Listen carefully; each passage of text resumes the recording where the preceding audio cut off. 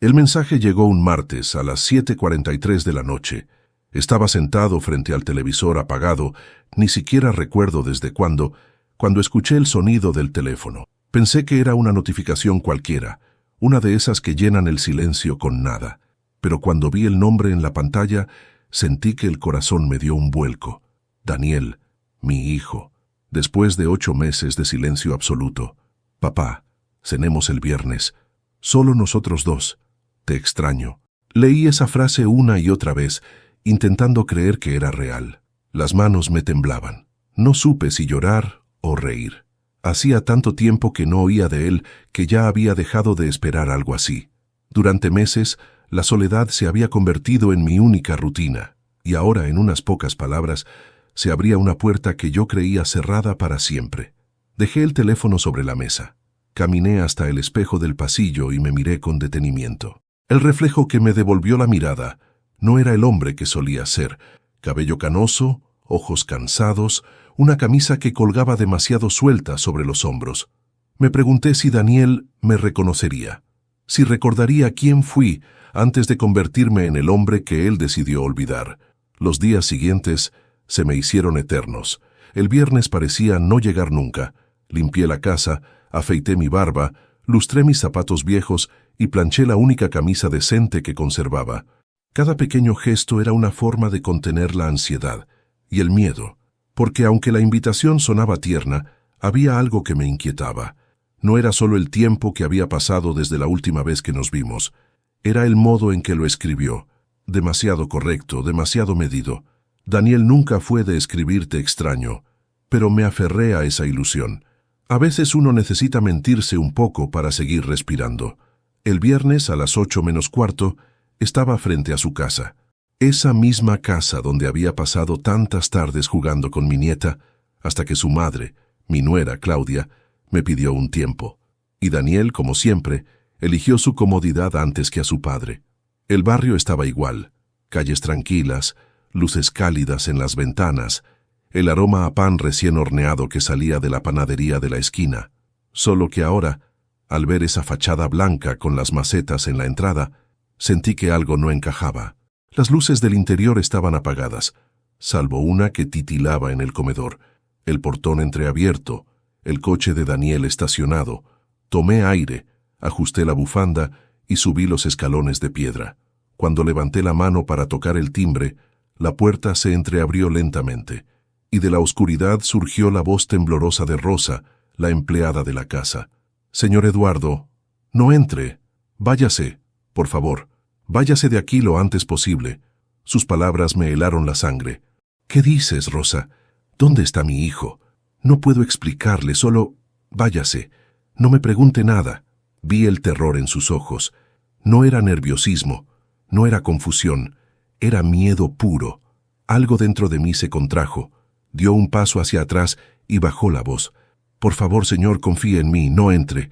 El corazón me latía con fuerza. «¿Pasa algo con Daniel?», insistí. Ella negó con la cabeza, mirando hacia adentro. «No, no con él, con usted». La puerta se cerró de golpe.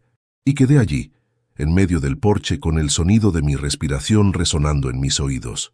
No recuerdo haber bajado los escalones. Solo sé que corrí hacia el coche como si el aire me pesara en los pulmones. Me senté, cerré las puertas y encendí el motor, pero no me moví. El miedo se mezclaba con la incredulidad. ¿Qué estaba pasando? Desde el asiento del conductor tenía una vista directa a las ventanas del comedor. Esperé. Pasaron 3 minutos. Nada.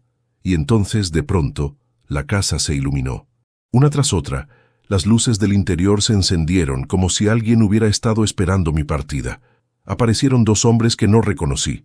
Traían portafolios y sobres. Los seguía Daniel, con expresión seria, hablando por teléfono. Detrás de él, Claudia, vestida de negro, revisaba unos papeles con prisa. Algo no encajaba.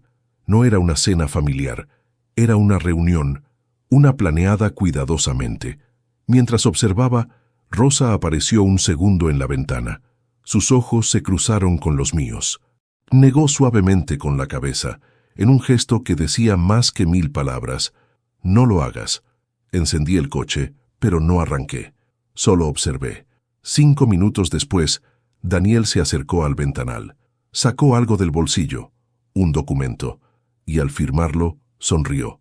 Una sonrisa que no recordaba haberle visto jamás. En ese momento sentí un nudo en el estómago. No era tristeza, era una mezcla entre miedo y traición. Mi hijo, el mismo que una vez me abrazó con lágrimas en los ojos cuando murió su madre. El mismo que juró, yo siempre cuidaré de ti, papá. Ahora estaba ahí, dentro de mi antigua casa, firmando algo que, por instinto, supe que tenía mi nombre escrito. El reflejo de las luces se mezclaba con mi respiración empañando el vidrio del coche. Tuve que cerrar los ojos unos segundos para no romper en llanto, porque a veces el alma sabe antes que la mente. Lo que está pasando es más grave de lo que puedes soportar. Pero entonces lo vi. Daniel entregó un sobre a Claudia. Ella lo guardó en su bolso. Y, sin esperarlo, ambos levantaron la mirada hacia la ventana, hacia donde yo estaba. Me agaché instintivamente. El corazón me golpeaba el pecho. Esperé unos segundos y cuando volví a mirar, la cortina se cerró. El interior quedó otra vez en penumbra. Algo me decía que no debía irme, que esa noche aún no había terminado, que si me marchaba, me llevaría conmigo una duda que nunca podría olvidar. Pero antes de continuar, me gustaría saber si te suscribiste al canal y si te gustó el video. Esto me ayuda a ver que me apoyas y disfrutas de mis historias. Ahora continuemos, porque esa noche lo que descubrí desde mi coche cambió mi vida para siempre. El sonido del motor encendido me acompañó toda la noche. No tuve valor de volver a casa. Me quedé allí, estacionado frente a la vivienda de mi hijo, observando las luces que se apagaban una a una hasta que solo quedó una encendida, la del despacho. Dentro, Daniel caminaba de un lado a otro, hablando por teléfono.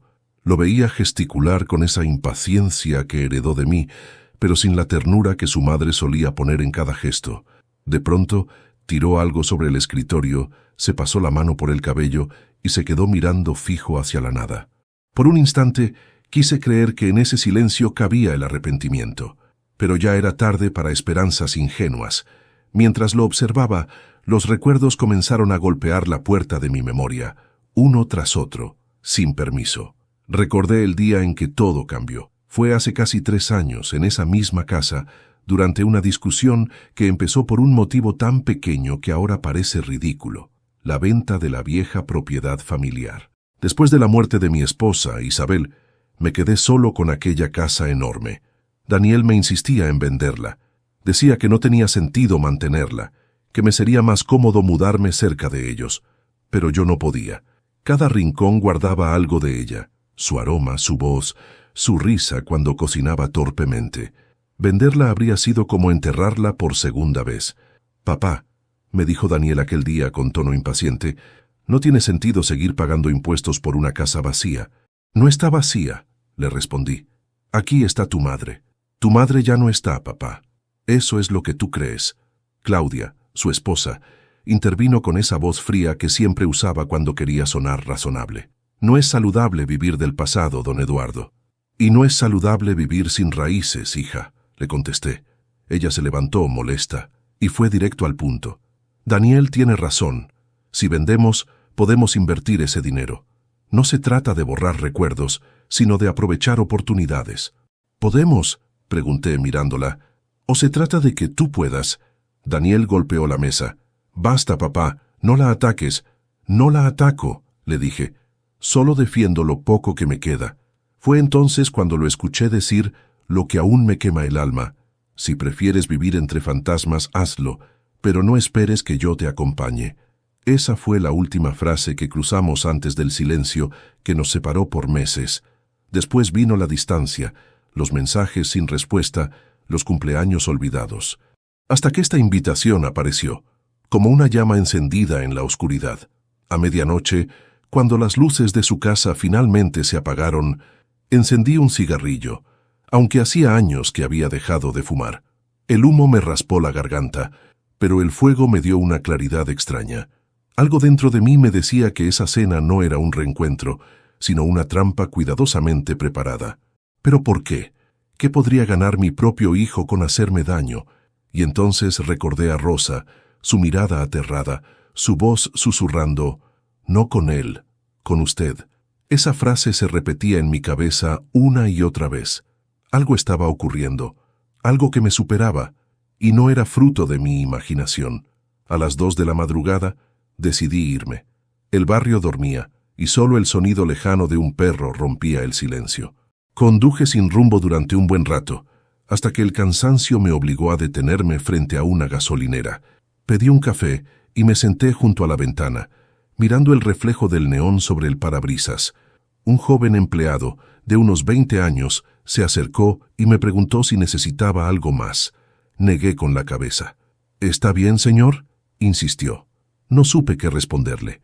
¿Cómo explicarle que acababa de descubrir que la sangre también puede volverse enemiga? Solo dije: «Estoy cansado, hijo. Cansado de no entender por qué el amor se desgasta tan rápido». El chico me miró un segundo, y luego se alejó en silencio. Su gesto simple me recordó algo. No toda juventud está perdida. Mi hijo también fue así una vez, generoso, sensible, hasta que el mundo, y quizá yo mismo, lo volvimos duro. Volví a casa poco antes del amanecer. El reloj marcaba las 5 cuando crucé la puerta. El aire olía a humedad y polvo, a soledad larga. Encendí la lámpara del escritorio y me dejé caer en la silla. Sobre la mesa todavía estaba la fotografía que guardo desde hace años.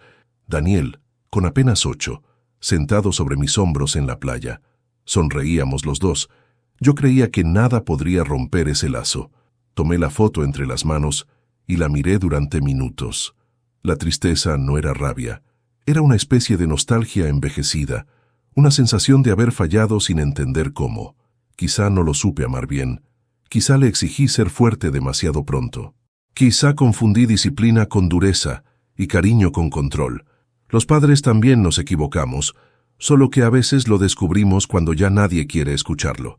De pronto, el sonido del teléfono me sacó de mis pensamientos. Era un número desconocido. Dudé antes de contestar. «¿Sí? ¿Señor López? Soy Rosa». Mi cuerpo se tensó. «Rosa, ¿qué pasa? No puedo hablar mucho. Solo quería asegurarme de que se fue de allí». «Sí, me fui. Gracias a Dios». «¿Qué está ocurriendo?», pregunté, conteniendo el temblor en mi voz. Ella dudó unos segundos. «No puedo decirle por teléfono, pero tiene que verme. Es importante». «¿Dónde?» «Mañana, al mediodía, en la cafetería de la estación vieja. No le diga a nadie que irá». La línea se cortó. Me quedé inmóvil, sosteniendo el auricular como si pesara 1 tonelada. Las sombras del pasado se mezclaban con las del presente, y juntas formaban un laberinto del que no sabía si quería salir. Sabía que debía dormir, pero el sueño no llegó. Solo la imagen de mi hijo en aquella ventana, firmando algo que no entendía, y el eco de una voz femenina que, por primera vez en mucho tiempo, no me traía consuelo, sino advertencia. Y aunque mi corazón quería creer en la inocencia de Daniel, mi instinto de padre me decía que la verdad, cuando se revele, no iba a salvarme. Iba a destruirlo todo. La estación vieja estaba casi vacía. El reloj colgado en lo alto marcaba las 12 en punto, pero parecía detenido en otro siglo. El aire olía a café recalentado y a polvo. Me senté junto a la ventana, donde la luz del mediodía apenas lograba atravesar el cristal empañado. Pedí un cortado y esperé. No sabía si Rosa vendría. Tampoco sabía si debía estar allí. Pero cuando una persona te mira con tanto miedo y te pide que escapes, no puedes ignorarlo. Y menos cuando ese miedo viene de alguien que ha estado en la casa de tu hijo. Pasaron 10 minutos, luego 15. El café ya se había enfriado cuando la vi entrar. Llevaba un abrigo oscuro y unas gafas de sol que apenas disimulaban su nerviosismo. Miró alrededor varias veces antes de acercarse. «Señor López», susurró, «gracias por venir». Se sentó frente a mí sin quitarse el abrigo. Sus manos temblaban tanto que derramó un poco de café al tomar la taza. «Tranquila, Rosa. Nadie nos está mirando».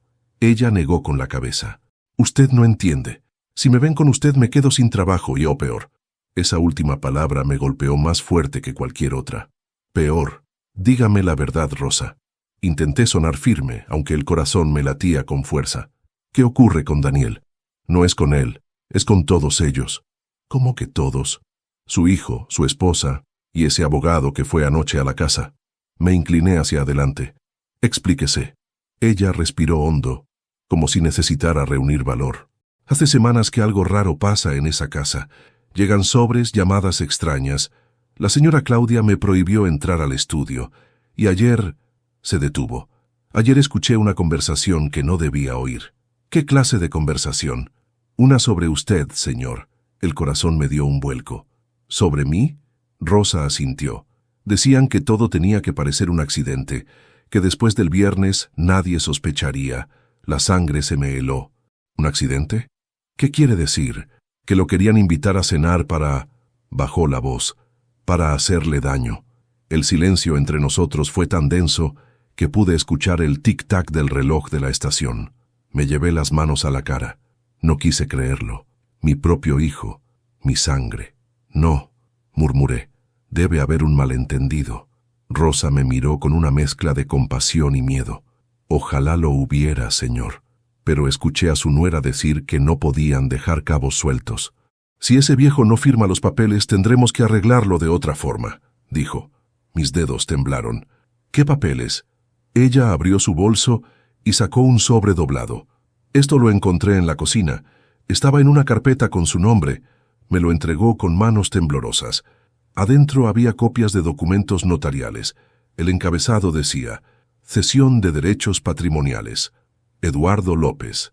Las firmas al pie eran mías, o al menos parecían serlo. Pero yo nunca firmé esto, susurré. Lo sé. Rosa asintió. Por eso le dije que se fuera. Si usted hubiera entrado esa noche, no estaría aquí hablando conmigo. Sentí un mareo. El mundo giró un segundo y tuve que aferrarme a la mesa para no caer. Me quedé mirando los papeles, incrédulo.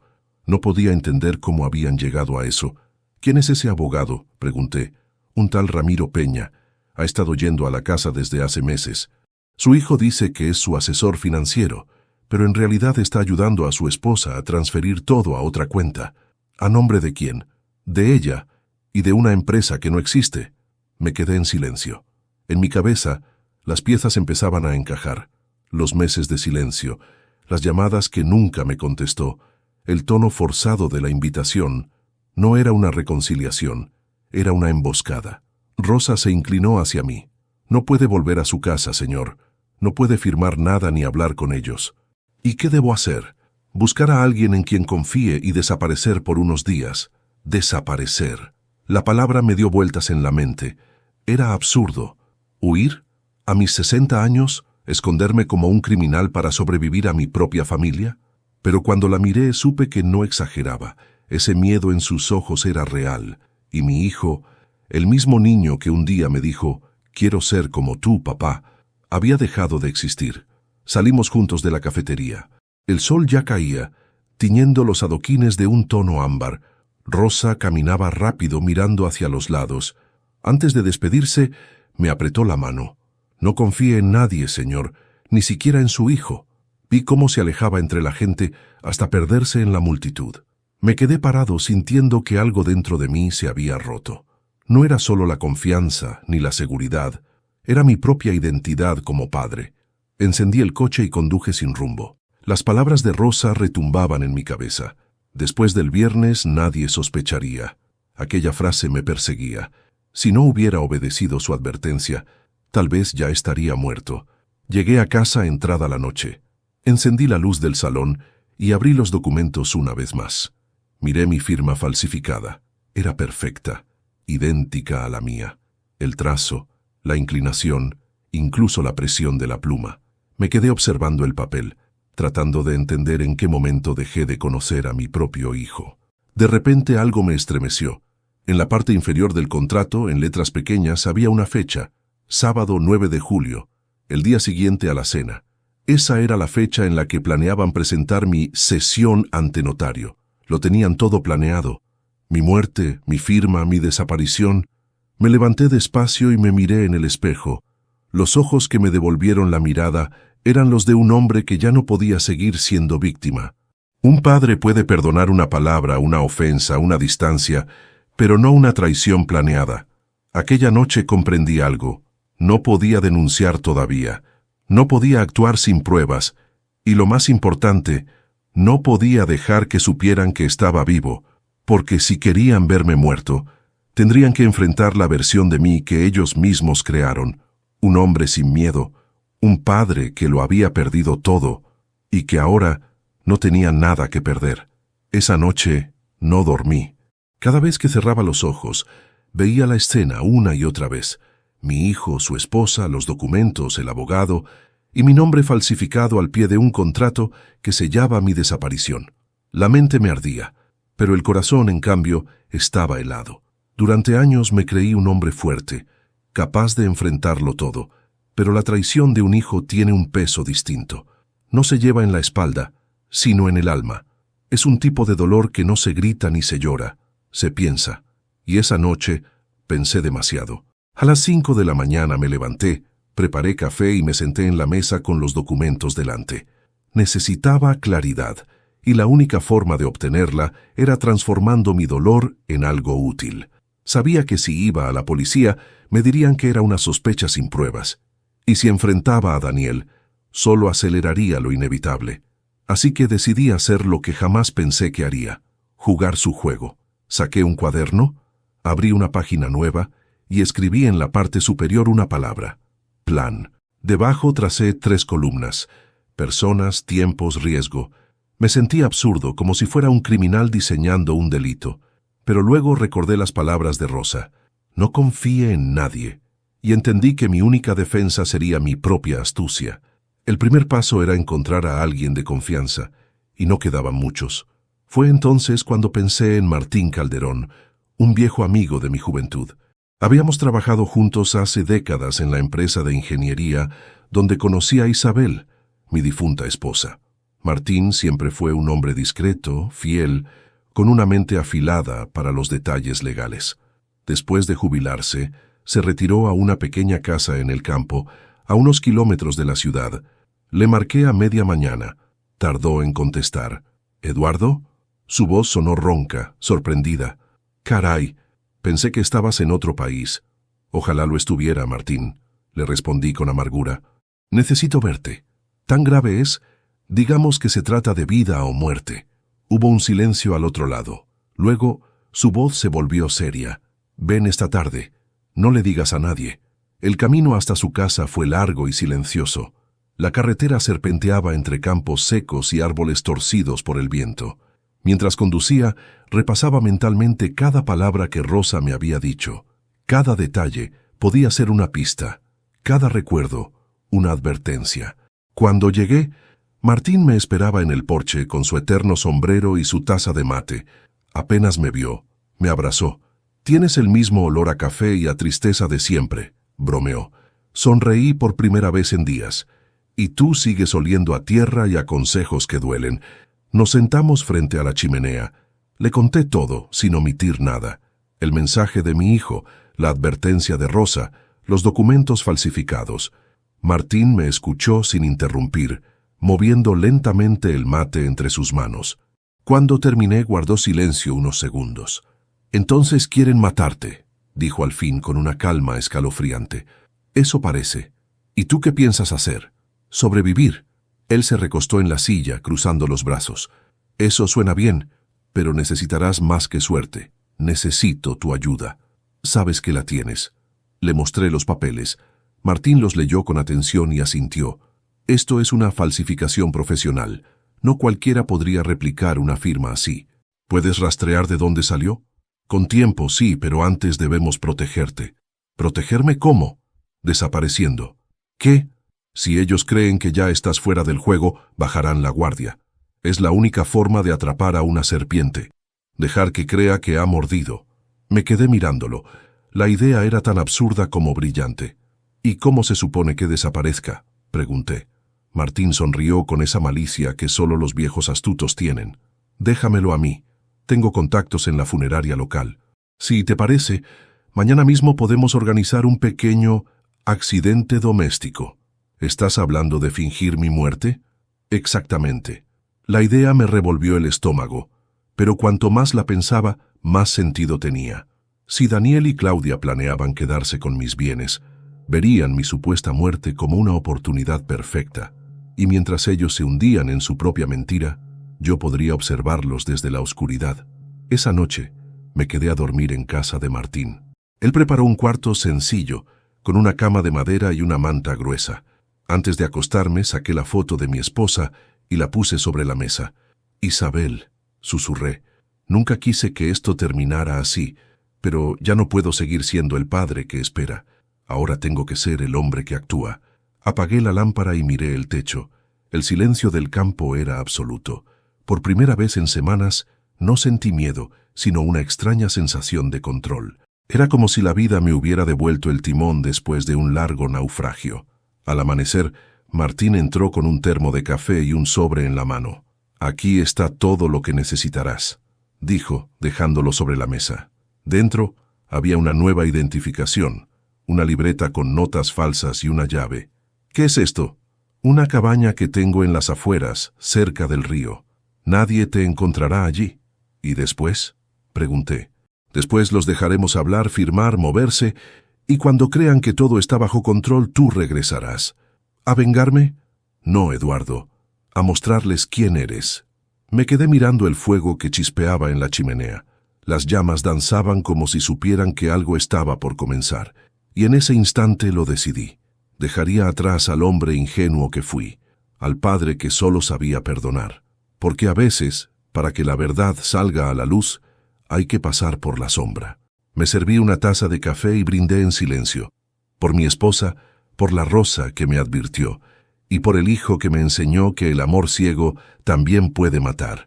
Y así, con el primer rayo del sol sobre mi rostro, tomé la decisión más importante de mi vida: morir, para poder vivir. El sonido de las sirenas fue más convincente de lo que imaginé. Martín se encargó de todo con una precisión que rozaba lo macabro. El plan era simple, pero arriesgado. Un supuesto accidente doméstico, una caída por las escaleras, una nota de despedida cuidadosamente redactada y un cuerpo irreconocible que nadie cuestionaría demasiado. El cadáver, claro, no era mío. Un contacto suyo en la funeraria local se encargó de intercambiar registros, y el resto lo hizo el fuego. Una explosión controlada en mi vieja casa selló la historia. Los vecinos, alarmados, llamaron a los bomberos. Cuando los medios llegaron, ya se hablaba de una tragedia en el domicilio del empresario jubilado Eduardo López. Desde la cabaña de Martín, a varios kilómetros de distancia, observé la transmisión en directo. El humo aún salía por el techo de lo que alguna vez fue mi hogar. Un reportero hablaba frente a las cámaras, con tono grave y teatral. Fuentes cercanas indican que el señor López vivía solo. Se presume un accidente. Las autoridades aún investigan la causa del siniestro. Me quedé en silencio. No sabía si llorar por lo que veía o por lo que había perdido mucho antes de esa noche. Esa casa había sido mi refugio, el último rincón que aún conservaba de Isabel. Ahora solo quedaban cenizas. Martín entró con 2 tazas de café. «Salud, difunto», bromeó, levantando la suya. Yo no sonreí. No pensé que dolería tanto fingir morir. «Solo los que estuvieron vivos de verdad sienten eso», respondió. La noticia se expandió como fuego en pasto seco. A las pocas horas, las redes sociales y los portales locales hablaban de mi fallecimiento. Viejos amigos comenzaron a dejar mensajes de condolencia. Incluso algunos familiares con los que no hablaba hacía años publicaron palabras amables. La muerte, pensé, tiene un extraño poder, el de reconciliar a los que no tuvieron valor de hacerlo en vida. Pero la parte que realmente me interesaba aún no había ocurrido, la reacción de mi hijo. Y cuando finalmente lo vi frente a las cámaras, entendí que todo lo que había planeado había valido la pena. Era la tarde del día siguiente. La televisión mostraba la fachada de la casa de Daniel. Él y Claudia estaban en el porche, rodeados de periodistas. Daniel llevaba gafas oscuras, pero su voz temblorosa buscaba parecer firme. Mi padre fue un hombre complicado, pero siempre será mi padre. Lo extrañaremos. Lo dijo sin pestañear, con una pausa exacta, como si estuviera leyendo un guión. A su lado, Claudia fingía limpiar una lágrima. El reportero le preguntó: «¿Cómo se siente, señora, tras esta tragedia?». Ella suspiró y respondió con voz quebrada: «Solo queremos cerrar este capítulo y continuar con lo que él hubiera querido. Paz para la familia».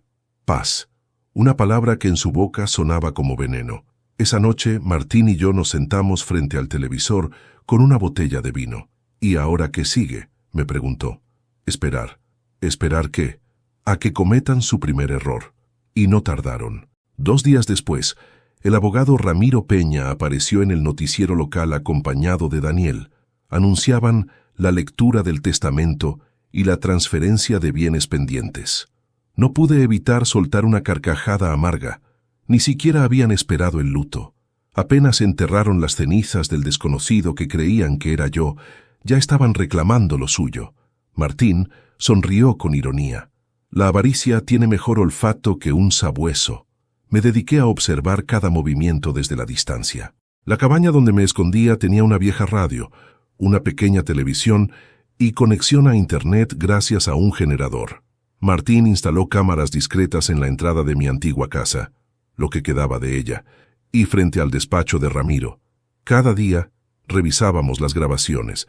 Era como mirar una obra de teatro en la que los villanos olvidan que el público los sigue. En una de esas grabaciones vi a Claudia reunirse con el abogado. Sus voces eran claras. «Ahora todo es nuestro», dijo ella, con una sonrisa que me heló la sangre. «Casi todo», respondió él. «Falta liberar las cuentas en el extranjero». «Tranquilo», añadió ella. «Daniel no sospecha de nada». Sentí un golpe seco en el pecho.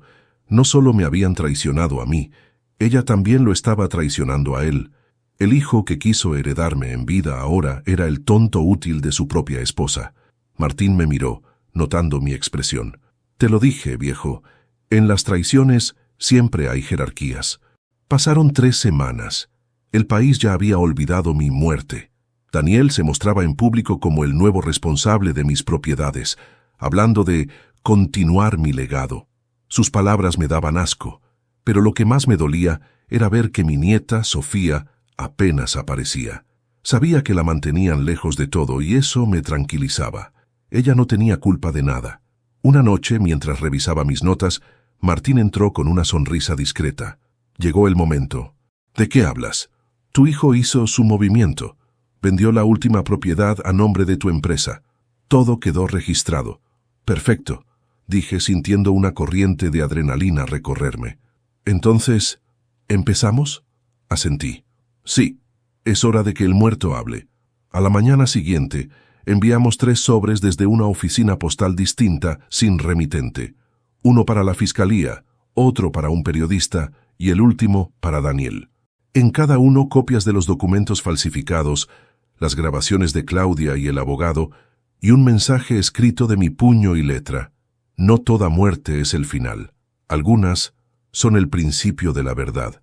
Cuando cerré el sobre, sentí que algo dentro de mí también se cerraba. El miedo, la humillación, la impotencia. Todo quedaba atrás. Me miré al espejo del pequeño baño de la cabaña. El rostro que vi ya no era el de un hombre vencido. Era el de un padre dispuesto a recuperar su nombre, aunque para eso tuviera que seguir muerto ante el mundo. Pero antes de continuar, dime aquí en los comentarios qué te está pareciendo esta historia hasta ahora y qué harías tú en mi lugar. No te vayas del video porque lo que viene a continuación te pondrá la piel de gallina, porque el verdadero infierno aún estaba por comenzar. El silencio cuando uno está vivo pero el mundo cree lo contrario suena diferente. No es paz. Es un eco hueco, como si el universo respirara sin ti. A veces me sorprendía hablando solo o respondiendo en voz alta a los presentadores del noticiero. Martín se reía y decía que la muerte me estaba volviendo filósofo. Pero en el fondo, lo que me estaba volviendo era humano otra vez. Llevaba un mes escondido en la cabaña cuando llegaron las primeras consecuencias de mis sobres. La prensa explotó. Titulares en todos los portales.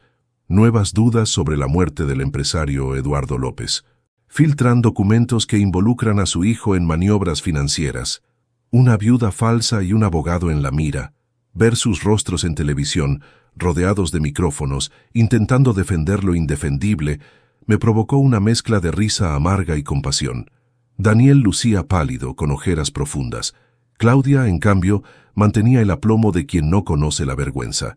Mientras los reporteros los acorralaban con preguntas, él tartamudeaba. Ella mentía con una serenidad que solo da el hábito. «Todo esto es una confusión», decía ella. «Mi suegro firmó esos documentos en vida. Las acusaciones son crueles, pero las pruebas hablaban más fuerte que cualquier discurso, y mientras ellos se hundían, yo me mantenía en silencio, observando desde el exilio que yo mismo había creado. Sin embargo, no todo era satisfacción. La noche me pesaba. Dormir en una cama ajena, con el viento golpeando las ventanas y el reloj marcando horas sin sentido, me hacía pensar demasiado. ¿En qué momento un padre y un hijo se pierden así? ¿Cuándo deja de ser amor y se convierte en cálculo? Recordaba a Daniel de niño, corriendo entre los pasillos de la vieja casa, riendo con la inocencia de quien no conoce la codicia. Le había enseñado a andar en bicicleta, a escribir su nombre, a no mentir jamás, y ahora había firmado mi sentencia de muerte, no por odio, sino por ambición. Esa era la herida más profunda, saber que su traición no nació del desprecio, sino del deseo. Una noche, mientras repasaba los informes que Martín conseguía de sus contactos, encontré un dato que me heló la sangre. Mi nieta, Sofía, estaba internada. Había sufrido una crisis nerviosa en el colegio. Nadie se lo dijo a la prensa, pero el informe médico lo confirmaba. Me quedé mirando el papel sin respirar. No puede ser, murmuré. Martín levantó la vista del escritorio. ¿Qué ocurre? Le mostré el documento. Él lo leyó en silencio. La niña no entiende lo que pasa, dijo con pesar. Perder al abuelo, ver a los padres en televisión, demasiado para una criatura. Apreté los puños. Ella no tiene la culpa de nada. Lo sé, viejo, pero si apareces ahora, arruinas todo. No me importa. Sí te importa, replicó con calma. Si lo haces antes de tiempo, los verdaderos culpables saldrán impunes. Y tu nieta crecerá creyendo que su abuelo fue un loco que abandonó a todos. ¿Eso quieres? Me quedé en silencio. A veces Martín tenía una crueldad que dolía, pero sus palabras eran verdad. Tenía que resistir, por ella, por Isabel, por mí. 2 semanas después, la justicia abrió una investigación formal. El abogado Peña fue citado a declarar, y poco a poco, los medios comenzaron a hablar de una posible estafa familiar. Daniel se hundía más cada día. Los amigos lo evitaban, los socios lo abandonaron, y Claudia simplemente desapareció, hasta que una noche recibí un correo electrónico, sin remitente, sin asunto, solo una frase: sé que estás vivo. El corazón me dio un vuelco. Llamé a Martín de inmediato. ¿Alguien lo sabe? Tranquilo, respondió él. ¿Qué dice exactamente? Le leí el mensaje. Guardó silencio un instante. Debe ser Rosa. ¿Por qué lo dices? Porque nadie más podría saberlo. Y si fuera tu hijo, no escribiría, iría a buscarte. El alivio me duró poco. Al día siguiente, un segundo mensaje llegó. Esta vez, con una dirección adjunta, la del hospital donde estaba Sofía, y solo una palabra: ven. No podía quedarme quieto. Martín me advirtió que no fuera. Pero hay cosas que ningún padre ni abuelo puede ignorar. Así que al caer la noche, me puse una gorra, unas gafas oscuras y conduje hasta el hospital. Aparqué lejos, crucé el jardín y entré por la puerta lateral. Nadie me reconoció. Subí al segundo piso, habitación 214. Me detuve ante la puerta. Desde el interior se oía un murmullo suave, una canción de cuna. Empujé apenas la rendija y la vi. Rosa, sentada junto a la cama de Sofía, leyéndole un cuento. La niña dormía con la cabeza vendada y la respiración tranquila. Rosa me vio, se levantó de inmediato y corrió hacia mí. Sus ojos se llenaron de lágrimas. Sabía que vendría, susurró. ¿Qué le pasó? Se desmayó en el colegio. Dice que soñó que usted la llamaba desde un incendio. No paraba de gritar su nombre. Tragué saliva. ¿Y Daniel? No ha venido ni una vez. Está huyendo de los periodistas. Y su esposa, nadie sabe dónde está. Me acerqué a la cama. Sofía, con apenas 9 años, respiraba con la inocencia que los adultos perdemos. Le acaricié la frente con cuidado. Perdóname, pequeña, susurré. Todo esto terminará pronto.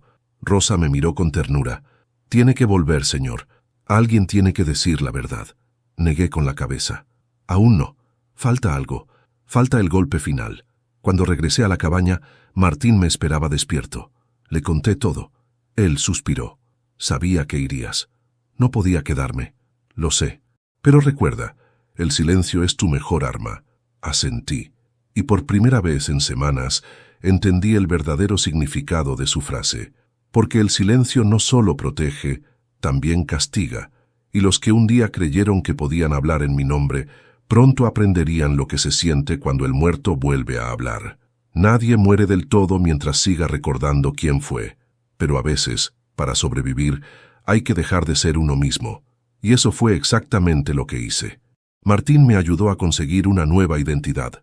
Manuel Rivas, 62 años, técnico de mantenimiento jubilado, un nombre sin pasado, sin familia, sin historia, el tipo de hombre que nadie mira dos veces, que pasa inadvertido en la multitud. Perfecto para lo que necesitaba. Había pasado más de un mes desde mi falsa muerte. La policía aún investigaba el caso, pero los medios ya habían pasado a otro escándalo.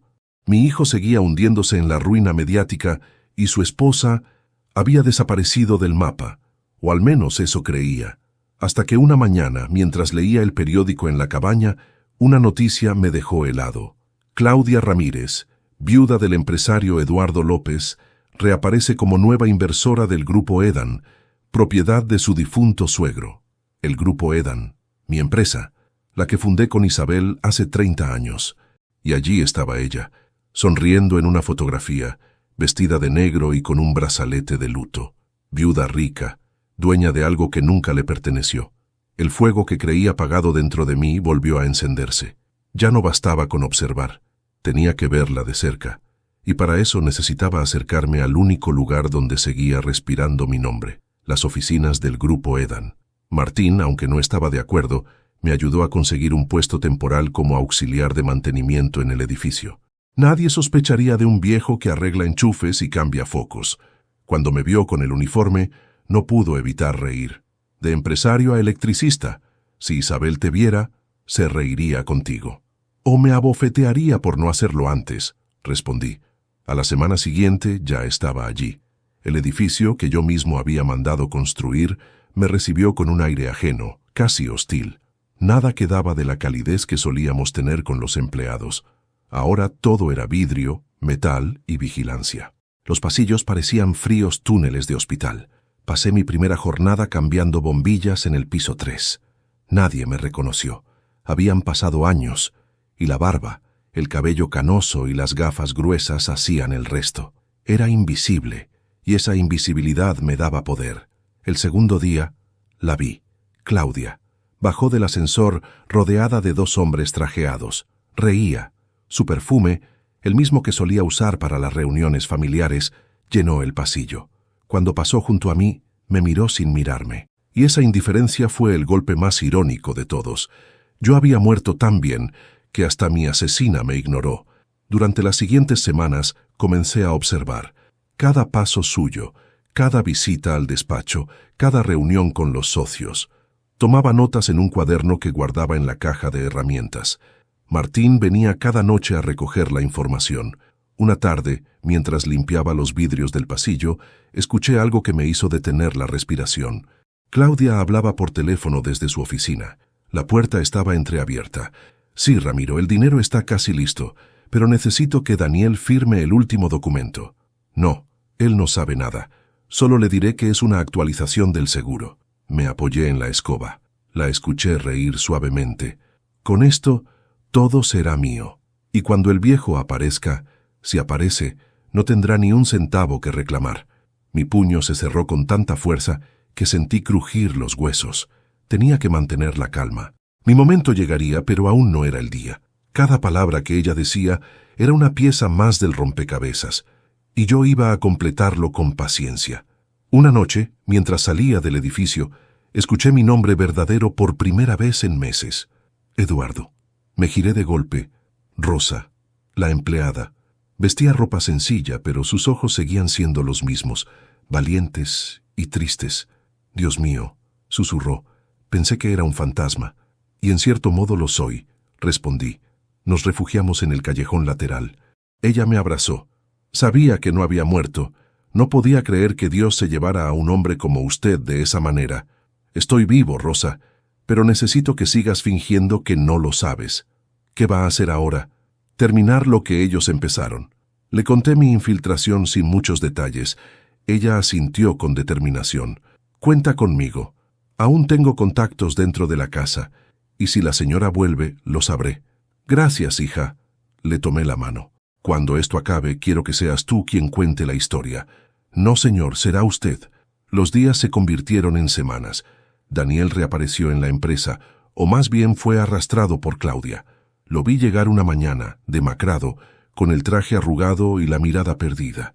Parecía un hombre que ya había perdido todo. Ella lo llevaba del brazo, controlando cada paso. Desde mi puesto, a unos metros, los observé. «Solo firma, Daniel», dijo ella, entregándole una carpeta. «¿Qué es esto?», preguntó él confundido. «Un documento para asegurar la continuidad de la empresa. Es por tu bien». Daniel firmó. Yo, desde el reflejo del vidrio, capturé una foto con mi celular. Esa imagen, esa firma, era la última pieza que necesitaba. Martín podría demostrar con ella que el fraude seguía activo, incluso después de mi muerte. Esa noche, cuando regresé a la cabaña, él me recibió con su sonrisa de zorro viejo. «Ya tienes todo, Eduardo. Casi todo. ¿Qué falta?» «Verlos caer con mis propios ojos». Martín se sirvió un trago y levantó la copa. «Entonces, viejo amigo, bienvenido al punto sin retorno». Brindamos en silencio. El fuego crepitaba en la chimenea, y yo entendí algo. Ya no era Eduardo López. Era el hombre sin nombre, el fantasma que ellos mismos crearon. Y lo que estaba por hacer no era venganza, era justicia. Toda cacería comienza con un silencio, una espera, una respiración contenida. Durante meses me habían cazado ellos, creyéndome un obstáculo, un anciano fácil de borrar. Pero ahora el cazador era yo. Y la primera regla de un buen cazador es dejar que la presa se acerque por voluntad propia. Martín me ayudó a preparar cada detalle. El plan tenía que ser tan meticuloso como el de ellos, pero con una diferencia.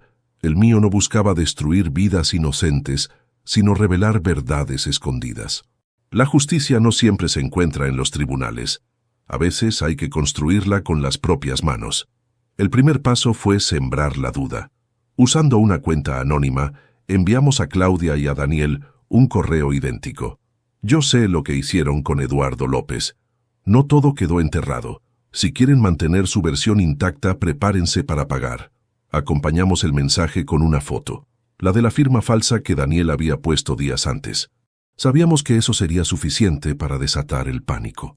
Esa misma tarde, desde mi puesto en el edificio, observé cómo ambos llegaban por separado, alterados, mirando a todos lados. Ella subió directamente al despacho del abogado Ramiro Peña. Él, en cambio, se encerró en su oficina y no volvió a salir hasta pasadas 3 horas. Cuando finalmente lo hizo, tenía la mirada perdida, el rostro blanco. Era el rostro de un hombre que empezaba a comprender que los muertos también pueden hablar. Durante los días siguientes, los correos se repitieron, cada uno con un tono distinto, más directo, más amenazante. Martín redactaba los textos con precisión quirúrgica, mientras yo los revisaba palabra por palabra. El objetivo no era extorsionarlos, sino acelerar su caída moral, que el miedo los obligara a exponerse. Y funcionó. Daniel empezó a cometer errores, vendió acciones apresuradamente, transfirió dinero a cuentas que ya estaban vigiladas. Y Claudia, sintiendo que el control se le escapaba, intentó contactar a Ramiro para sacar lo que quedaba. No sabía que el propio Ramiro ya estaba siendo investigado, gracias a los documentos que enviamos a la fiscalía semanas antes. El círculo se cerraba. Una mañana, mientras limpiaba los ventanales del piso 10, escuché el grito. Era Daniel. La puerta de su oficina se abrió de golpe y lo vi arrojar una carpeta al suelo. «No puede ser, esto no puede estar pasando». Claudia entró detrás de él fingiendo calma. «Tranquilo, amor, lo resolveremos». «¿Resolver?», dijo fuera de sí. «Nos están acorralando. Alguien sabe lo de papá». Ella cerró la puerta y bajó la voz. «Cállate, si alguien te oye, estamos perdidos». Me quedé quieto, fingiendo concentrarme en mi trabajo, pero cada palabra llegaba nítida. «Tú dijiste que todo estaba controlado», gruñó Daniel. «Y lo estaba, hasta que decidiste confiar en Ramiro. No me culpes a mí, fuiste tú quien...». El resto de la frase se perdió en un portazo, pero no necesitaba escuchar más. Ya se estaban destruyendo entre ellos. Mi trabajo simplemente era dejar que el miedo hiciera el resto. Esa misma noche, en la cabaña, Martín me mostró una carpeta llena de documentos. «Con esto basta para hundirlos legalmente», dijo. Eran copias de transacciones, correos interceptados, declaraciones juradas. Cada pieza encajaba a la perfección. Solo faltaba un golpe final, la exposición pública. «¿Vas a hacerlo tú?», me preguntó. «Sí. Entonces, viejo amigo, será tu resurrección». La oportunidad llegó 2 días después. El grupo Edan organizó una conferencia de prensa para aclarar rumores. Claudia y Daniel aparecerían juntos frente a las cámaras, proclamando su inocencia. No podía haber escenario mejor. Esa mañana me vestí con el uniforme de mantenimiento y cargué mi caja de herramientas. Nadie sospechó del viejo encargado que revisaba los cables del auditorio. Coloqué discretamente una memoria USB conectada al sistema de proyección. En ella, los documentos, las grabaciones, las imágenes y mi voz.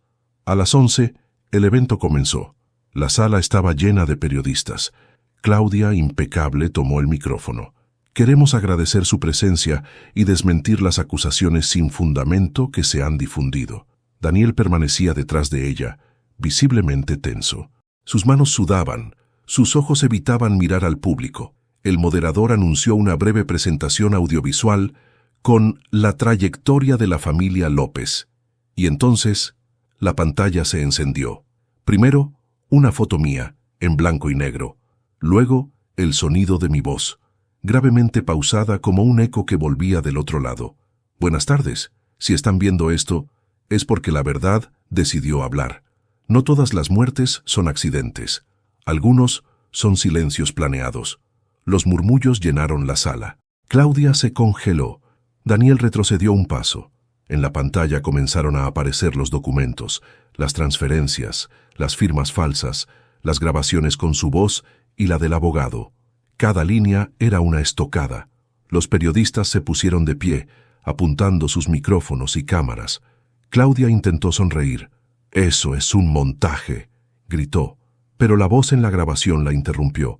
«Con esto, todo será mío, y cuando el viejo aparezca, no tendrá ni un centavo». La sala estalló. Daniel, temblando, intentó apagar el proyector, pero la presentación siguió. Última diapositiva. Mi foto reciente, tomada desde la cabaña mirando al horizonte. Y un texto final. «Eduardo López sigue vivo». El caos fue inmediato. La prensa rodeó a la pareja. Los guardias de seguridad intentaron cortar la transmisión, pero era tarde. Martín había hecho su parte. La señal se retransmitía en directo por Internet. En cuestión de minutos, el país entero sabía que el muerto había vuelto. Yo, desde un rincón oscuro del auditorio, me quité lentamente la gorra. Por un instante, Daniel levantó la mirada y nuestros ojos se encontraron. Su rostro palideció. No gritó, no corrió, no dijo nada. Solo comprendió. Y en ese silencio, supe que mi venganza había terminado. Esa noche regresé a la cabaña. Martín me esperaba con un whisky servido. «¿Y bien?», preguntó. «La trampa se cerró. ¿Y cómo te sientes?». «Cansado». «Eso es la justicia, viejo. Nunca llega gratis». Me quedé mirando el fuego. No sentía alegría, ni triunfo, ni alivio. Solo un cansancio profundo, como si cada año de mi vida hubiera regresado de golpe. Pero dentro de ese cansancio había algo nuevo, paz. Porque a veces el silencio no es el final, es la forma más perfecta de gritar. La ciudad estaba en silencio esa noche, o al menos así me pareció desde la ventana de la cabaña, mientras el viento movía las ramas del eucalipto que custodiaba el porche. En el noticiero hablaban de mí como si fuera un mito. Eduardo López sigue vivo según fuentes anónimas. Yo escuchaba sus voces y sonreía con tristeza. Sí, estaba vivo, pero ya no era el mismo. El hombre que mi hijo conoció había muerto el día en que lo vi firmar mi sentencia. Martín me observó desde el sillón. «Tarde o temprano tendrás que enfrentarlo», dijo sin apartar la mirada del fuego. «Lo sé. ¿Y qué harás cuando lo tengas delante? Dependerá de lo que vea en sus ojos. Y si no ves arrepentimiento, entonces veré por última vez al niño que perdí. No tuve que buscarlo. Él vino a mí». 2 días después de la conferencia, Daniel apareció en la cabaña. No sé cómo me encontró. Tal vez lo guió el mismo instinto que alguna vez nos unió. Eran las 6 de la tarde. Yo estaba cortando leña cuando escuché el crujir de la grava bajo las ruedas de un coche. Me giré. Él se bajó lentamente, sin prisa, sin orgullo, sin máscara. Vestía una chaqueta vieja, el rostro ojeroso, los ojos hundidos. Por un momento el tiempo retrocedió 20 años. Vi al muchacho que un día me pidió ayuda para su primer empleo. Pero ese recuerdo se desvaneció cuando dijo: «Papá». La palabra me atravesó como un cuchillo. Hacía tanto que no la oía. Dejé el hacha a un lado.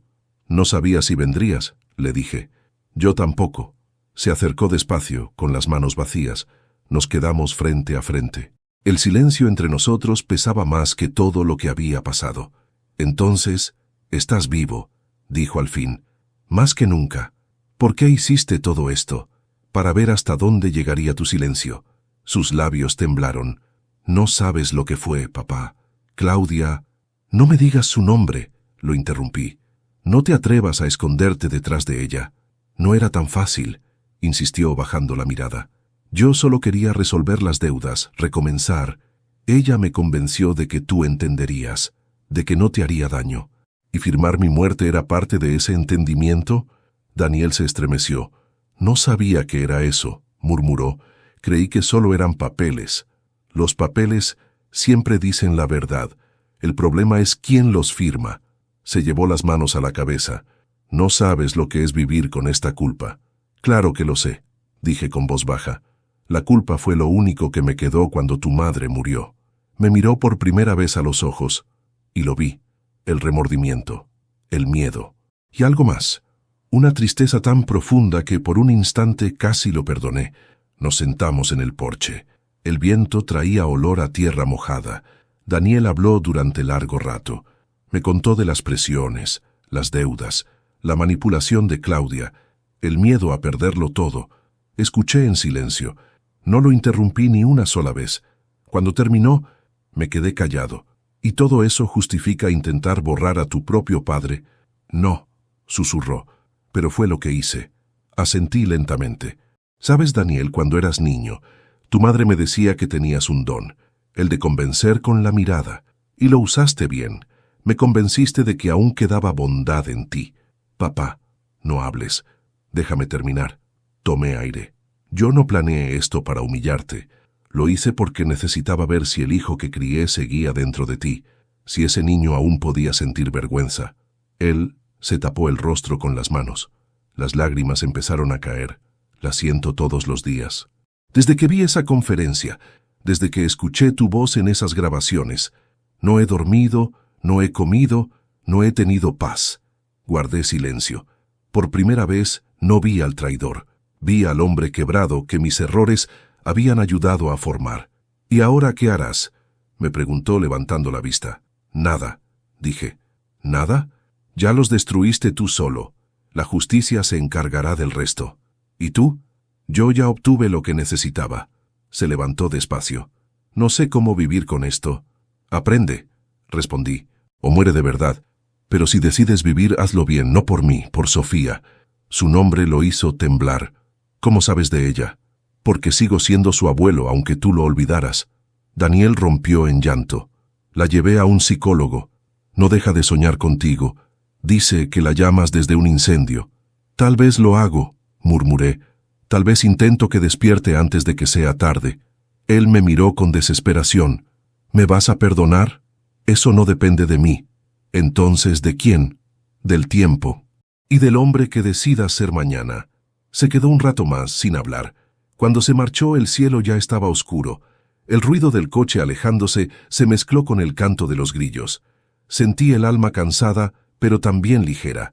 Por primera vez en años, no había rabia, solo vacío. Martín salió al porche con 2 vasos y una botella. ¿Y bien? Ya no hay odio, le dije. ¿Y eso es bueno?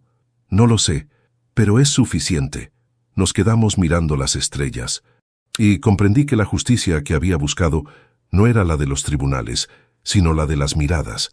Esa que no absuelve ni condena, solo revela. Al día siguiente, recibí un mensaje en el celular. Era de Daniel. Solo 3 palabras. Gracias por verme. Respondí con otras 3. Hazlo por ella. Apagué el teléfono y salí al jardín. El sol de la mañana caía sobre la madera húmeda del porche. Por primera vez en mucho tiempo, respiré sin miedo, porque entendí que algunas guerras no se ganan cuando el enemigo cae, sino cuando uno deja de odiarlo. El invierno llegó más temprano ese año.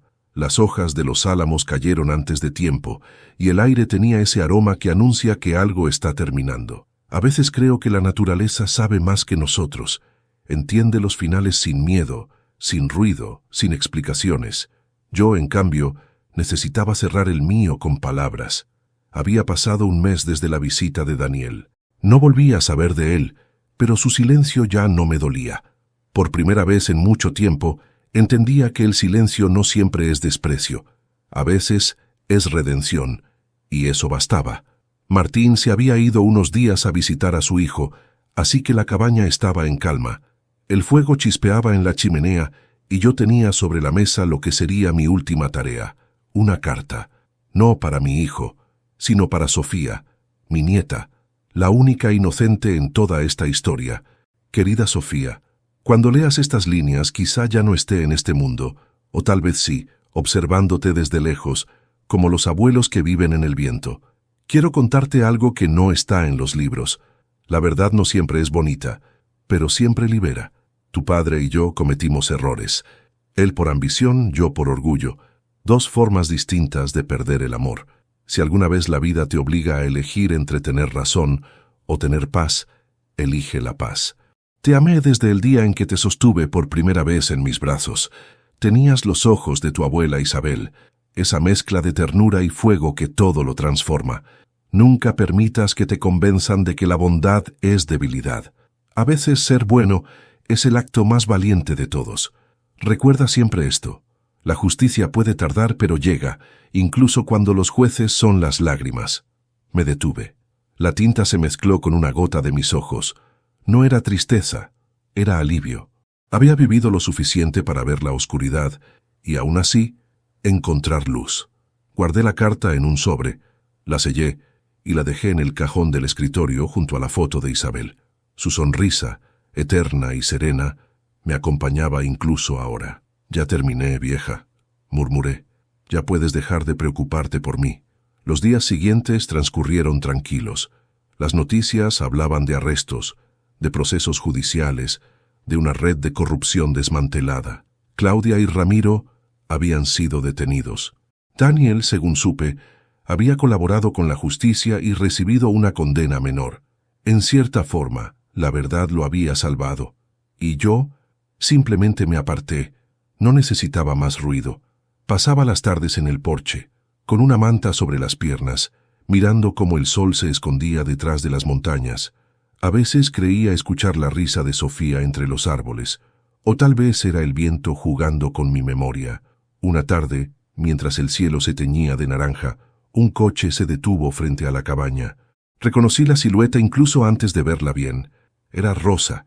Traía un sobre en la mano. «Buenas tardes, don Eduardo», dijo sonriendo con esa mezcla de respeto y cariño que siempre tuvo. «Buenas tardes, hija. ¿Qué te trae por aquí?» «Esto», me tendió el sobre. Me lo entregó una niña con una trenza y un cuaderno lleno de dibujos. Dijo que era de parte de su abuelo favorito. Lo tomé sin palabras. Dentro había una carta escrita con letra infantil. «Abuelo, mamá dice que estás viajando. Yo te soñé anoche. Me decías que el invierno no da miedo, que solo hay que tener una manta y una historia bonita. Cuando vengas, quiero que me la cuentes. Te quiero hasta el cielo. Sofía». La leí 1, 2, 3 veces, y comprendí que la historia ya tenía su cierre. No el de los tribunales, no el de las venganzas, sino el que de verdad importa, el perdón. Esa noche escribí una última página en mi cuaderno, no para nadie más, solo para mí. Fingí mi muerte para descubrir la verdad, pero lo que encontré fue mi vida. El amor no se mide por la sangre, sino por la conciencia. Algunos hijos matan a sus padres sin balas, solo con indiferencia, pero los padres que aman de verdad no mueren nunca. Se convierten en lecciones que el tiempo enseña a sus nietos. Cerré el cuaderno. El fuego crepitaba, y cada chispa que subía me recordaba que no hay final triste cuando uno aprende a soltar. Martín regresó esa misma noche. «Traiga vino y pan fresco». «¿Y bien, viejo fantasma?», bromeó. «¿Qué escribirás ahora que el cuento terminó?». «Nada», le dije. «Ya no hay historia que contar, solo recuerdos que cuidar». Brindamos en silencio. Afuera comenzó a nevar. Era la primera nevada del año. Las copas de los árboles se cubrieron de blanco y la cabaña, por fin, se sintió como un hogar. Esa madrugada soñé con Isabel. Venía caminando por el jardín, con su vestido azul y la sonrisa de siempre. Se detuvo frente a mí y me dijo: «¿Ves, amor? Todo lo que tenías que hacer era perdonar». Y cuando la abracé, comprendí que el invierno no es el final de nada, solo una forma de descanso. Cuando amaneció, Rosa encontró la cabaña en silencio. El fuego aún ardía, la taza de café seguía caliente, y sobre el escritorio 2 sobres, uno con la carta para Sofía, otro con una nota que decía: «Si alguna vez alguien escucha mi historia, que no la llame tragedia. Fue solo el viaje de un hombre que aprendió demasiado tarde a decir adiós.